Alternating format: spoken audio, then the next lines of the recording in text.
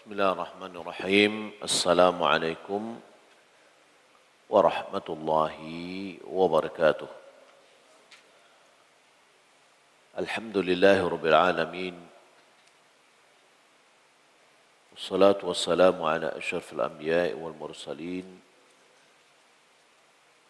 وعلى آله وصحبه أجمعين.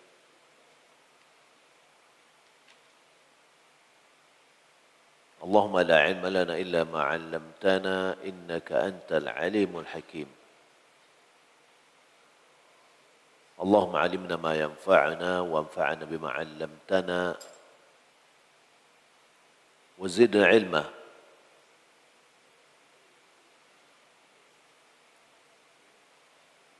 اللهم إنا نسألك علما نافعا ورزقا طيبا وعمل متقبلا. اللهم لا سهل إلا ما جعلته سهلا وأنت تجعل الحزن إذا شئت سهلا.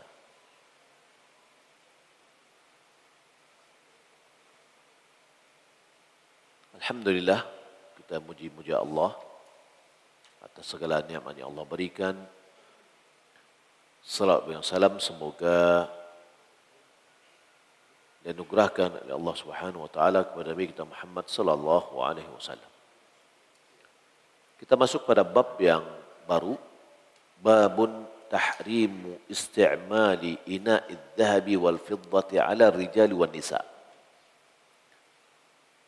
Wa khatam adh-dhahabi wal hariri 'ala ar-rijal wa ibahatuhu lin-nisa wa ibahatul 'alam wa nahwihi lirrajul ma lam yazid ala arba'i asabi'. Bab haramnya memakai bejana yang terbuat dari emas dan perak terhadap laki-laki dan perempuan, dan haramnya cincin emas dan kain sutra atau pakaian dari kain sutra terhadap laki-laki, dan boleh bagi perempuan. Tetap boleh memakai sutra bagi laki-laki sebagai tanda dan yang lainnya selama tidak lebih dari 4 jari.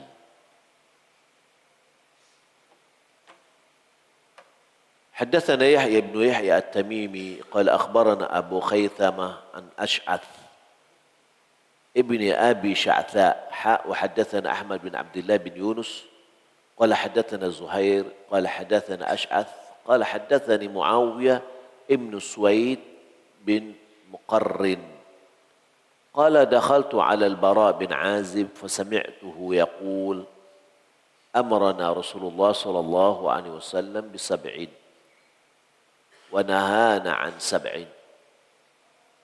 أمرنا بعيادة المريض واتباع الجنازة وتشميت العاطس وإبرار القسم أو المقسم ونصر المظلوم وإجابة الداعي وإفشاء السلام ونهانا عن خواتيم أو عن تختم بالذهب وعن شرب بالفضة وعن المياثير وعن القسي وعن لبس الحرير والاستبرق والديباج. Dengan sanadnya kepada Muawiyah bin Suwaid bin Muqarrin, dia mengatakan dakhaltu 'ala al-Bara' bin Azib fasami'tuhu yaqul. Aku datang atau aku mendatangi Bara' bin Azib dan aku mendengar beliau berkata, amarana Rasulullah sallallahu alaihi wasallam bis-7. Rasulullah Shallallahu Alaihi Wasallam memerintahkan kami dengan 7 perkara. Wa nahana an sab'in, dan kami dilarang dari 7 perkara yang lain. Amarana bi'iyadatil marid, kami disuruh oleh Rasulullah untuk menjenguk orang yang sakit. Wattiba'il janazah, menghantar jenazah. Watashmitil atis, menjawab orang yang bersin. Wa ibraril qasam atau muqsim, yaitu melaksanakan sumpah atau seseorang melaksanakan sumpahnya dengan benar. Wa nasril mazlum, menolong orang yang terzalimi. Wa ijabatid da'i, memenuhi undangan. Wa ifsya'is salam, menebarkan salam. Wa nahana an khawatim, kami dilarang dari memakai cincin-cincin.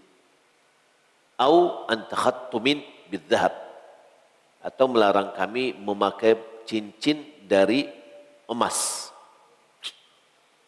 Wa an syurbin bil fiddah, melarang kami minum dari bejana dari perak. Wa anil mayathir, dari hamparan pelana dari sutra. Ini tempat duduk yang terbuat dari sutra. Wa anil qasiyyi, dan pakaian yang bergaris yang terbuat dari sutra. Wa an lubsil harir, dan melarang kami dari memakai kain yang terbuat dari sutra. Wal istiwaraq wad dibaj, dan memakai pakaian baik yang tebal dari sutra atau yang tipis dari sutra. Imam Nawawi mengatakan, amma iyadatul marid fasunnatun bil ijma'. Nabi memerintahkan kami akan 7 perkara. Di antaranya tadi adalah menjenguk orang yang sakit. Menjenguk orang sakit, kata Imam Nawawi, fasunnatun bil ijma'. Itu adalah sunnah, dianjurkan. Malahan itu merupakan hak seorang muslim terhadap muslim yang lain. Mengunjungi orang yang sakit. Bil ijma', sepakat ulama. Sawa'un fihi man ya'rifuhu wa man la ya'rifuhu, wal qaribu awil ajnabiyyu.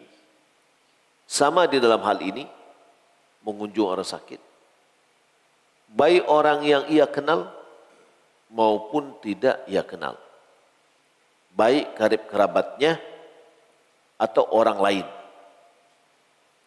selama dia seorang muslim, dianjurkan untuk mengunjung atau membesuknya. Wakhtalafa al-ulama fil awkadi wal afdalu minhuma. Berbeda pendapat ulama di dalam mana yang lebih ditekankan, yang lebih afdal. Ya, dari mengunjungi yang dikenal atau tidak dikenal, karib kerabat atau yang jauh. Wa amma, berikutnya, wattiba'ul janazah, menghantar jenazah. Menghantar jenazah maksudnya adalah menghantarnya ke kuburan. Dan di sini ada keutamaan pahala. Orang yang mengerjakan sholat mendapatkan 1 qiraat, orang yang menyolatkannya dan mengantarnya ke kuburan mendapatkan 2 qiraat. Ittiba'ul janaiz,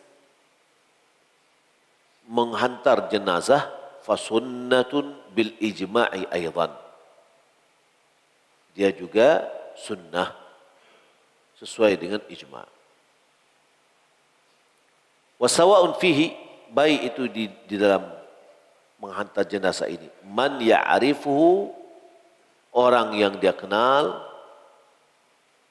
qaribuhu wa ghairuhuma, baik itu yang dia kenal dan itu adalah orang yang karib kerabatnya, atau orang yang tidak dia kenal, ya, atau orang yang bukan karib kerabatnya, orang jauh. Wa sabaqa idahuhu fil janaiz, dalam persoalan ini sudah berlalu penjelasannya di dalam kitab jenazah. Kemudian wa tashmitil atis, tashmitil atis, menjawab orang yang bersin. Maksudnya apa? Fahuwa ayyaqula lahu yarhamukallah, ya. Wa yuqalu bis-sini muhammalah wal mu'jamah. Ada yang mengatakan tashmit, ada juga mengatakan tasmit. Atish, tashmit atau tasmit.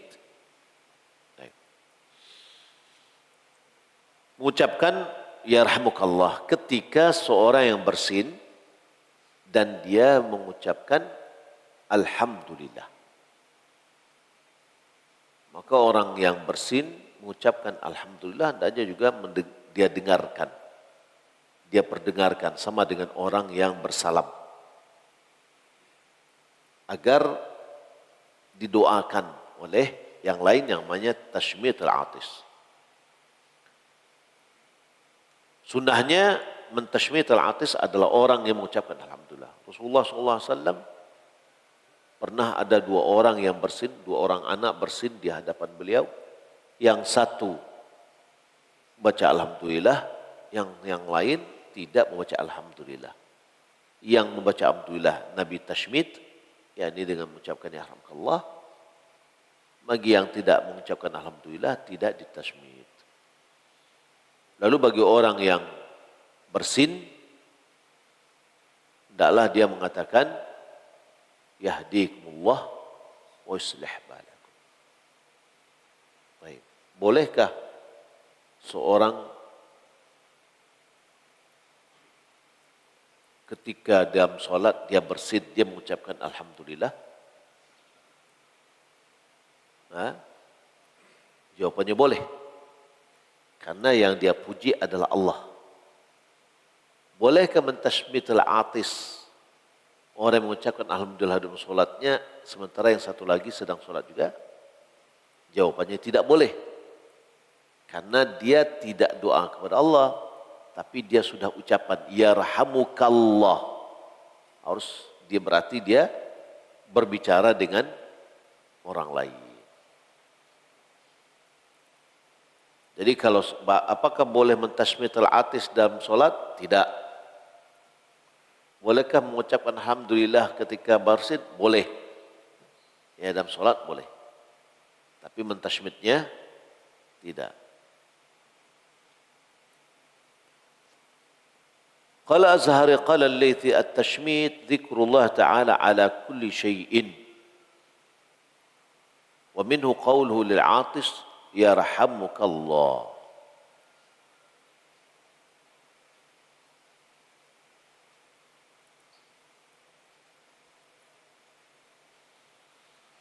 Tashmid maknanya adalah berzikir kepada Allah atas segala sesuatu, di antaranya adalah ucapan kepada orang yang bersin.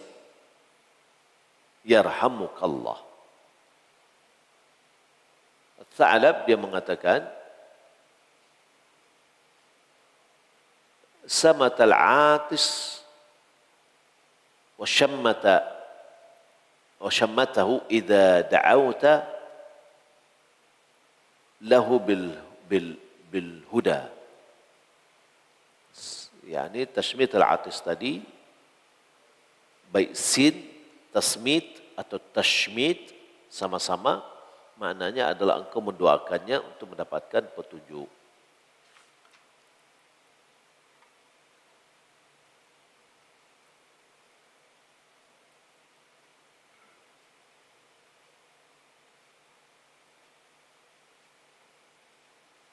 Qala sahibul muhkam, tasmitul atis ma'nahu hadakallahu ila samt. Apa arti samt? Qasdul samt adalah mustaqim, lurus. Ya. Maknanya adalah mendoakan semoga Allah memberimu hidayah kepada as-samt, yakni adab yang lurus. Wadzalika lima fil 'atis min al-iz'aji wal qalaq. Karena pada orang yang bersin itu ada unsur mengganggu, ya, dan kerisauan.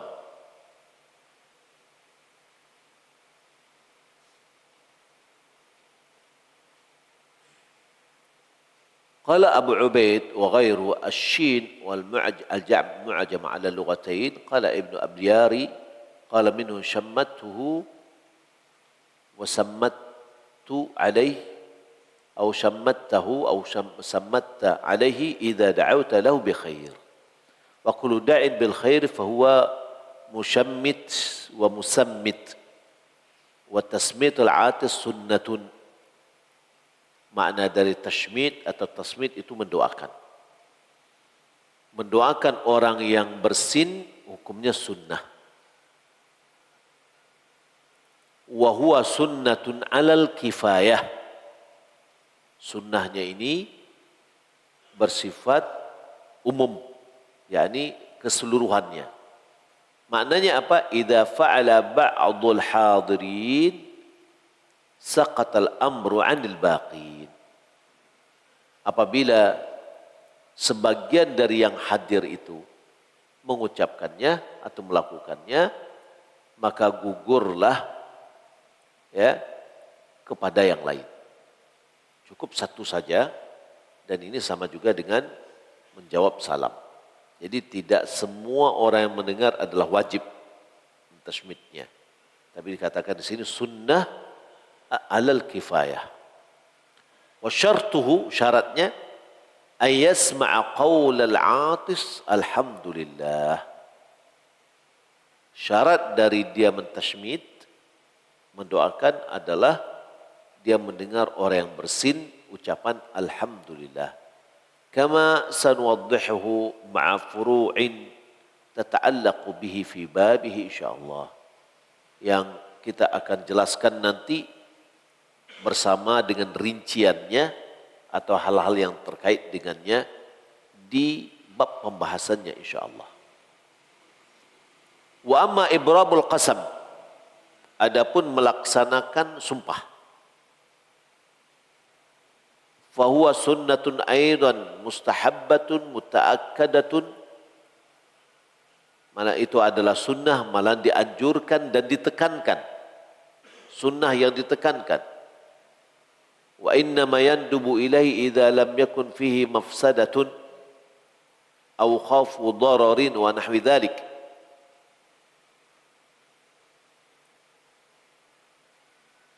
Ibrarul qasam yaitu menempati, melaksanakan sumpah, dianjurkan, disunatkan apabila di dalam melaksanakannya tidak ada sesuatu yang membahayakan atau tidak ada sebuah kerusakan seperti maksiat, au khaufu dararin wa nahwi dzalik, atau kekhawatiran membahayakan dari sumpahnya tadi. Ya. Dia bersumpah dengan suatu perbuatan, kalau seandainya itu tidak ada yang membahayakan dan tidak ada yang merusaknya, tidak ada maksiat, maka diperintahkan atau dianjurkan untuk melaksanakannya. Fa in kana syai'un min hadza lam yamur qasamahu. Kalau seandainya ada unsur-unsur tadi, ada yang membahayakan, ada yang merusak, maka dia tidak melaksanakan sumpahnya. Kama thabata anna Abu Bakar radhiyallahu ta'ala an lamma abbara ar-ru'ya bihadratin Nabi sallallahu alaihi wasallam faqala lahu Nabi sallallahu alaihi wasallam asabta ba'dan wa akhta'ta ba'da faqala aqsamtu alayka ya Rasulullah la tukhbirani faqala la tuqsim wa lam yukhbirhu.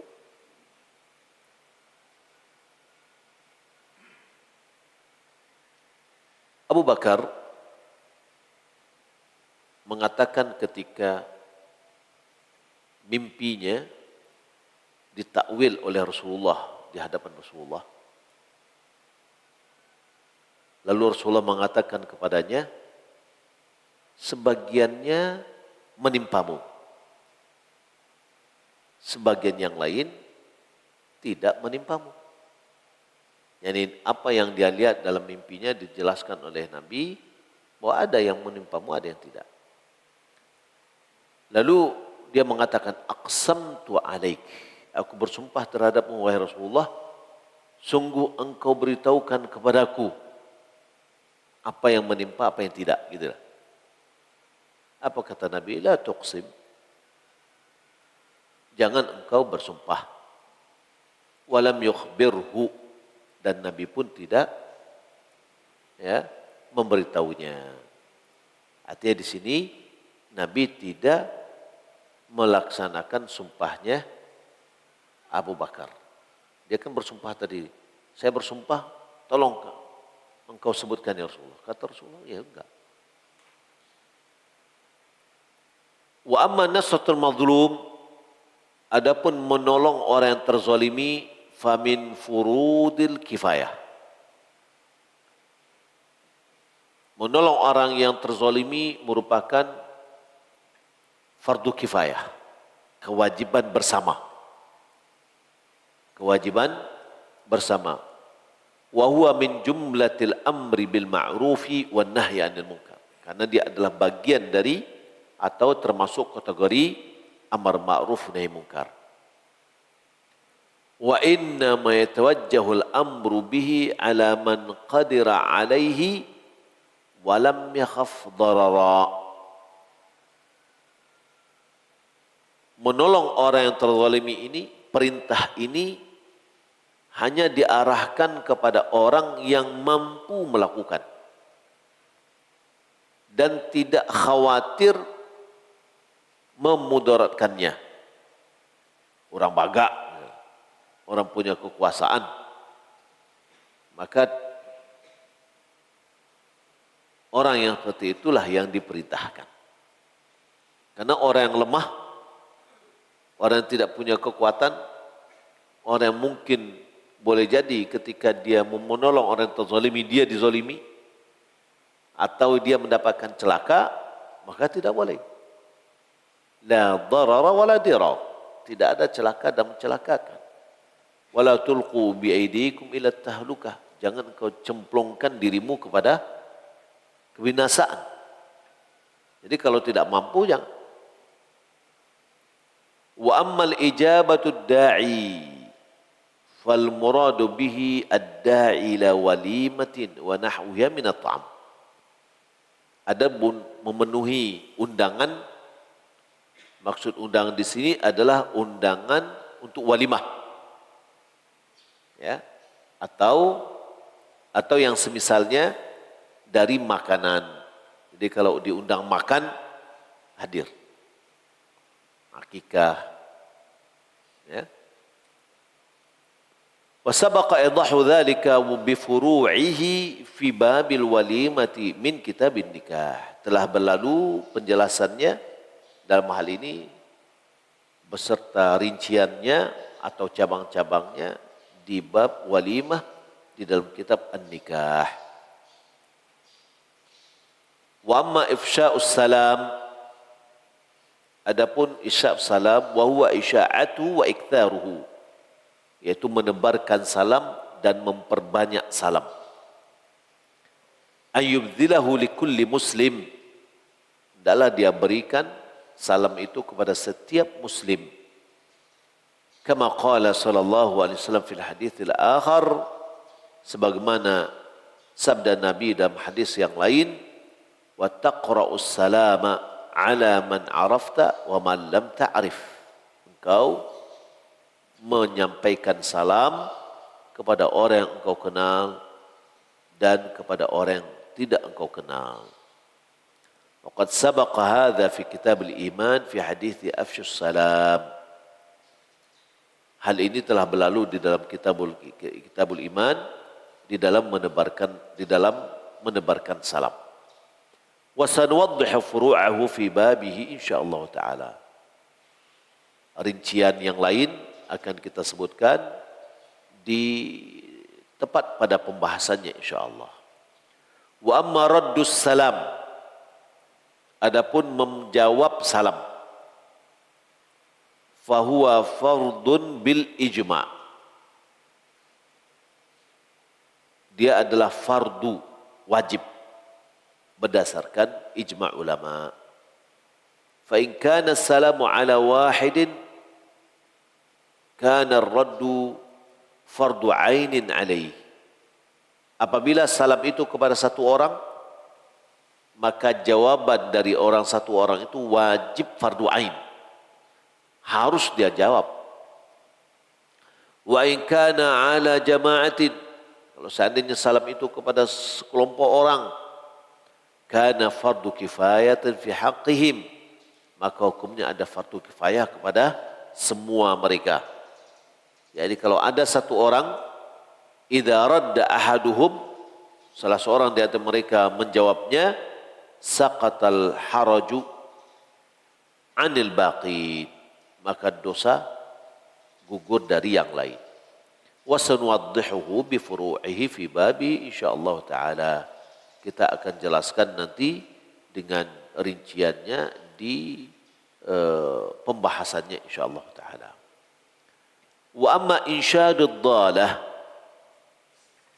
yakni di dalam sebuah riwayat ada insya'ud dhalah, ganti dari ibrabul qasam. Ibrabul qasam itu adalah melaksanakan sumpah. Pengganti ini ada dalam riwayat yang akan kita baca, yaitu insya'ud dhalah. Apa itu insya'ud dhal? Ya, dilarang insya'ud dhal di dalam masjid. Bukan nasyid yang menyesatkan, bukan. Tapi insya'ud dhal itu adalah mengumumkan barang yang hilang. Ya, ta'rifuha, mengenalkan ya barang yang hilang. Insya'ud dhal, mengumumkan barang yang hilang, kalau dalam masjid enggak boleh. Tapi di sini maksudnya bagian dari sunnah yang diperintahkan adalah insya'ud dhal, yaitu mengumumkan barang yang hilang. Akan dijelaskan juga nanti di dalam pembahasan kitab Al-Laqatah, yakni temuan. Yakni barang temuan tidaklah wajib kita umumkan. Ya, wajib kita umumkan. Atau barang yang hilang bagi orang yang mau carinya, ya dia umumkan. Jadi insya'ud dhalah ini meliputi orang yang memiliki, dia memberitahukan barangnya hilang. Orang yang menemukan, dia memberitahukan dia menemukan sebuah barang. Maka demikian kalau seandainya masuk dia kepada larangan di masjid, berarti kita tidak boleh juga mengumumkan di masjid ya barang temuan. Jadi misalkan Assalamualaikum warahmatullahi wabarakatuh, sudah ditemukan satu dompet ya tertinggal di kamar mandi, atau ditemukan kunci motor yang tertinggal di motor. Ini namanya insyadu dhalah. Ya, insyadu dhalah ini hukum asalnya adalah diperintahkan, tapi di masjid tidak, karena masjid bukan dibuat untuk itu. Masjid dibuat untuk berzikir kepada Allah Subhanahu wa taala. Insyaallah akan dijelaskan pada pembahasannya insyaallah. Wa amma khatimudz zahab. Adapun cincin emas haramun 'ala rajuli bil ijma'. Haram hukumnya terhadap laki-laki berdasarkan ijma' ulama. Wa kadza law kana ba'dhuhu dhahaban wa ba'dhuhu fiddah. Begitu juga cincin apabila sebagiannya terbuat dari emas, sebagiannya terbuat dari perak. Ya. Jadi misalnya cincinnya separuh dari perak, separuh dari emas. Baik. Bagaimana dengan swaso? Swaso itu apa? Emas, kata orang emas muda. Nah, kalau emas tua? Ya. Swaso juga haram, dia emas. Ya, dia emas. Hatta qala ashabuna, sampai dari ashabuna, law kanat sinnul khatim dhahaban aw kana mumawwihan bidhahabin yasirin fahuwa haramun li umum al-hadith al-akhar fil hariri wal dhahab. Sampai kalau seandainya ya sinnul khatam, yakni bagian dari giginya cincin itu, mungkin bagian atasnya kali ya. Sinni itu kan kalau mengikat permata kan ada seperti gigi. Nah, giginya ini dibuat dari emas, dipadu misalkan dengan perak. Batangnya ini perak, tapi pengikatnya emas. Ya, tetap juga haram. Ya, atau dihiasi dengan emas, walaupun sedikit. Maka itu haram keumuman hadis yang lain dalam masalah sutra dan emas. Ya, ini Nabi SAW mengatakan, inna hadaini haramun ala dhukuri ummati hillun liinathiha. Dua hal ini, emas dan sutra dan emas, haram terhadap kaum laki-laki dari umatku dan halal bagi kaum perempuan. Wa amma labsul harir wal istabraq wal dibaj wal qasi wa huwa naw' min al harir. Adapun memakai pakaian yang terbuat dari sutra, dibaj, istibraq. Ya, istibraq adalah pakaian sutra yang tebal atau yang tipis, atau kain yang dijahit dengan benang sutra.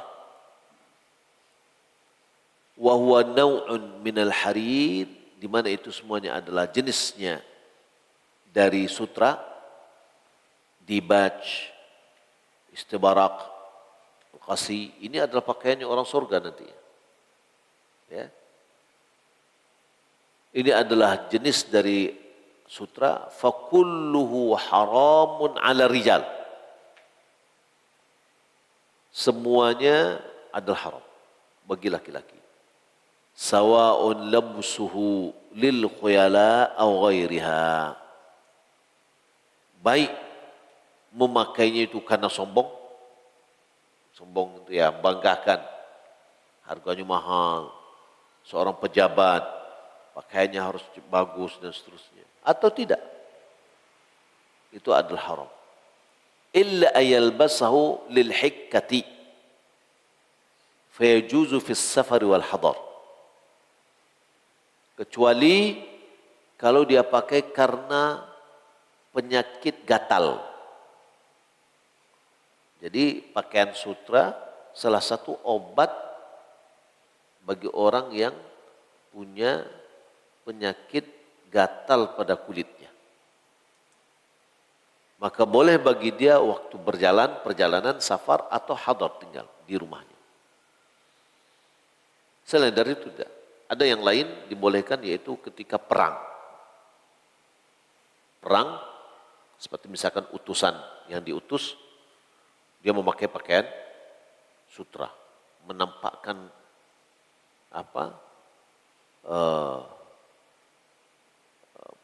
kondisi dia di hadapan musuh. Itu ada tujuan. Wa amman nisa, adapun kaum wanita, fayubahu lahunna labsul hariri wa jami'i anwa'ihi. Boleh bagi perempuan memakai sutra dengan seluruh jenisnya. Ya, apakah kerudungnya, bajunya, bagiannya atau yang lain.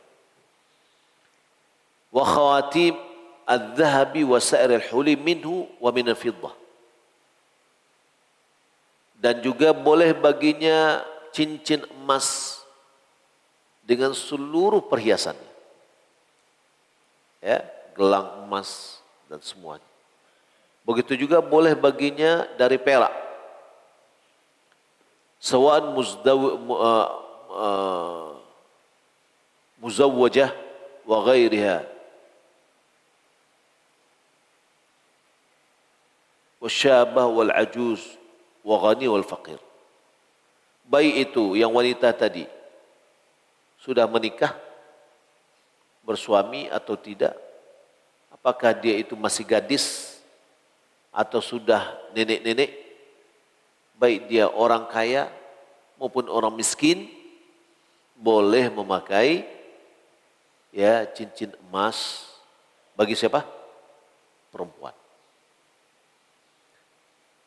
Wa hadha alladhi dzakarnahu min tahrimil hari 'ala rijal wa ihbatul nisa huwa madhhabuna. Apa yang kita sebutkan, yakni haramnya memakai sutra bagi laki-laki dan bolehnya bagi perempuan, itu adalah mazhab kita, yakni mazhab Syafi'i. Wa mazhabul jamahir, mazhab mayoritas ulama. Wa hakal qadi an qaumin, qad'iyat menceritakan dari satu kaum, ibahatuhu lirijali wan nisa. Pendapat dia mengatakan boleh bagi laki-laki dan perempuan, yaitu pakai sutra. Wa an Zubair tahrimu alaihima, dari Ibnu Zubair haram bagi laki-laki dan perempuan. Thumman aqada al-ijma' ala ibahati lin-nisa wa tahrimu al-rijal. Kemudian terjadilah ijma' sepakat ulama bolehnya bagi perempuan dan haramnya bagi laki-laki. Jadi sutra itu sudah terjadi ijma' ulama haram terhadap laki-laki, boleh bagi perempuan. Wa yadullu alaihi al-ahadits al-musarrihah bit-tahrimi ma'al hadits allati dzakarahu Muslim ba'da hadza fi tashqiq Ali radhiyallahu anhu al-harir baina nisa'ihi wa baina fawatim khamran lahun wa anna Nabi sallallahu alaihi wasallam amar bidzalika kama sarah bihi fil hadithi wallahu a'lam.